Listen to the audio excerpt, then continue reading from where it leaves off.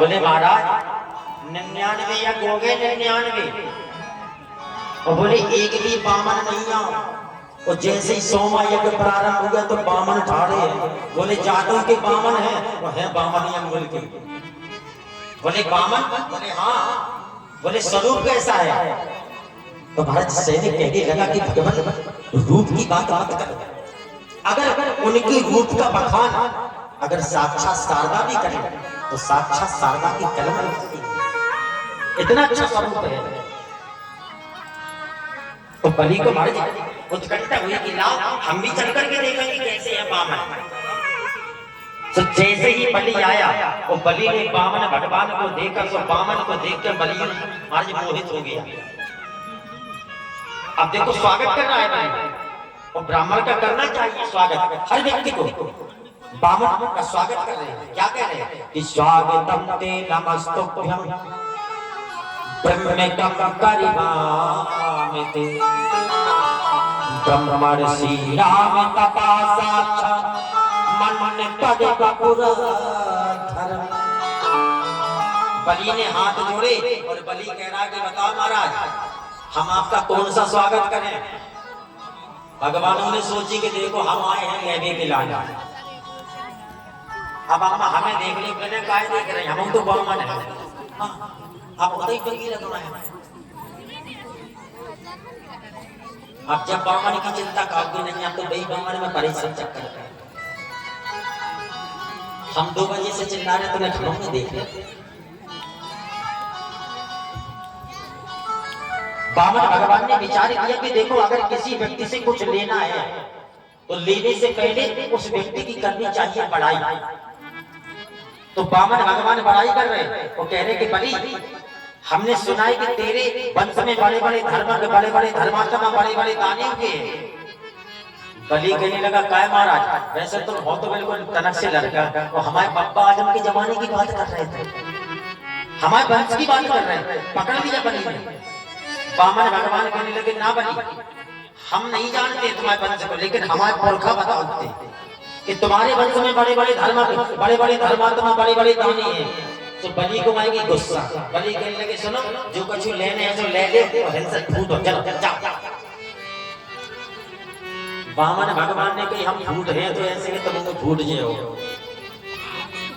बलि कहने लगा महाराज अगर तुम्हारा विवाह ना हुआ हो तो हम तुम्हारे जितने बामन अंगुल की बिटिया देखकर जंग शुरू करवाए देते। विवाह कराओगे? बामन भगवान ने कहा आगे चक्कर में ना फंसो विवाह से हमें बहुत दूर रखा। बोले मांगो फिर क्या मांगना है? बामन भगवान कहने लगे कि राजा हम जो मांगेंगे वही दोगे। बोले बिल्कुल। लेकिन बलि ने कहा महाराज ने कि 1 मिनट रुक जा। बोले क्या? बोले क्या बताओ महाराज आप मांगे के लाने आए हो तो तुम्हारे बाप माता ही है कि नहीं है?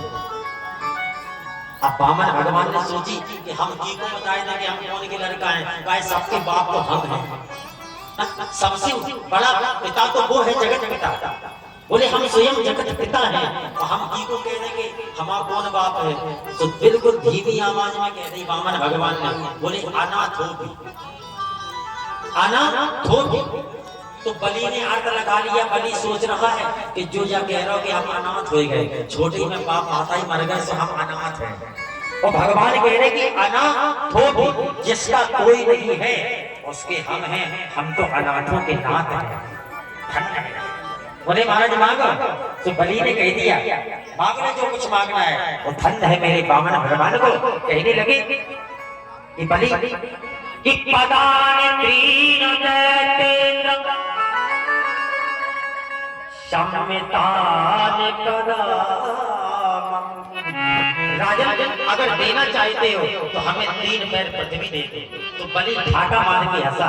बलि कहने लगा वास्तव में लड़का है लड़की जैसी बात कर रहे हो। बोले महाराज 3 पांव पृथ्वी में इतनी भी जगह नहीं मिलेगी कि कम से कम तुम अपनी चारपाई डाल के सोई जाओ। बामन भगवान कहने लगे सुनो हमें चारपाई थोड़ी डालना है बस आसन हमारी डाल जाए बस। बलि ने कहा तो ठीक है हम तैयार हैं लेकिन महाराज सैनिक के पैर से न हुआ है।